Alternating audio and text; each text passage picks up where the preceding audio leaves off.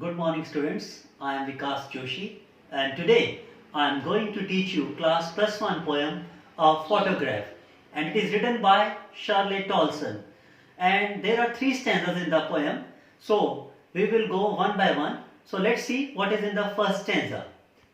The cardboard shows me how it was when the two girl cousins went paddling, each one holding one of my mother's hands, and she, the big girl, some 12 years or so. All three stood still to smile through their hair at the uncle with the camera. A sweet face, my mother's.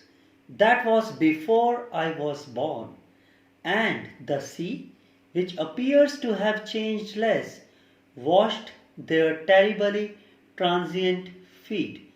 Let's understand this poem line by line. First line, the cardboard shows me how it was when the two girl cousins went paddling. Cardboard means that a photograph. Paddling means that walking with bare feet in the shallow water.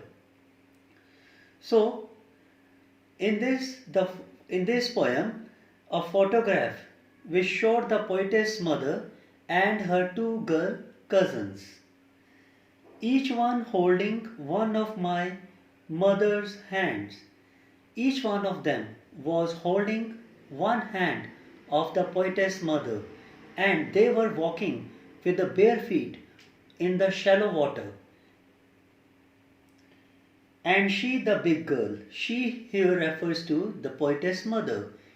She, the big girl, some 12 years or so, and the poetess mother, age was 12 years, she was older and taller than the other two girls. All three stood still to smile through their hair at the uncle with the camera. Now, there in this line, stood still and smile, that word, and three through there, that is th sound repeats and s sound repeats, that is alliteration. Okay, so all three stood still to smile through their hair at the uncle with the camera, and these girls were smiling at the uncle. He was taking a photograph of the three girls. It was perhaps a windy day. The wind made the girls' hair fly over their faces, and through their hair the girls were smiling at the uncle who was taking their photograph. A sweet face, my mother's, that was before I was born. Here the poetess says that her mother's face was a sweet face. But it was when the mother was yet only a girl of 12. It was before the poetess was born. And the sea, which appears to have changed less, washed their terribly transient feet. Terribly T sound, transient again T, and there T. So that is also a alliteration. So in this line, poetess says that she says that the transience of human beings with the permanence of the sea, while the sea remains forever almost the same, human beings change very fast in their physical appearance.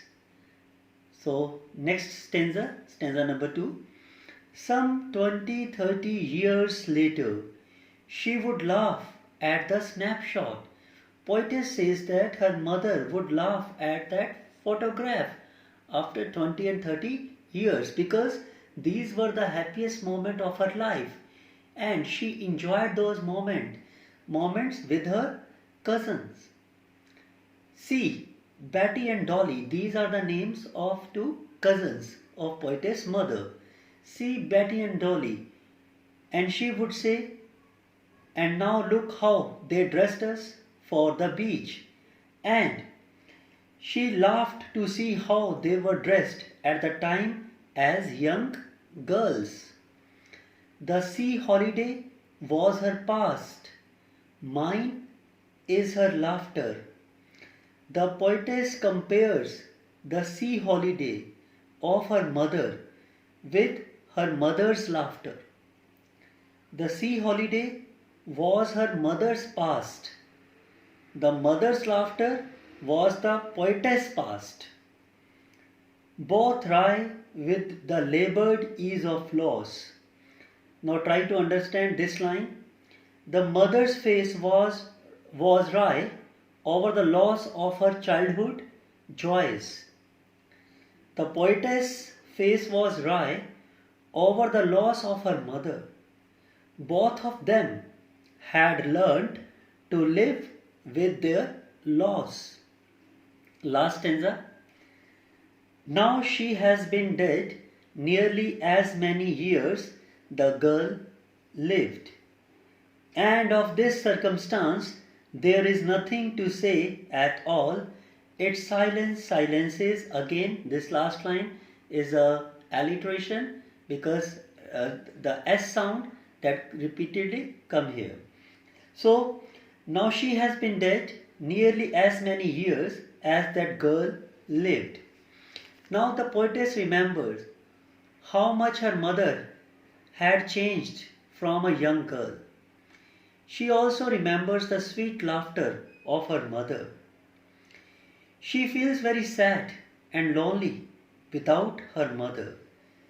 And of this circumstance there is nothing to say at all, because there is now an emptiness in the poetess' life.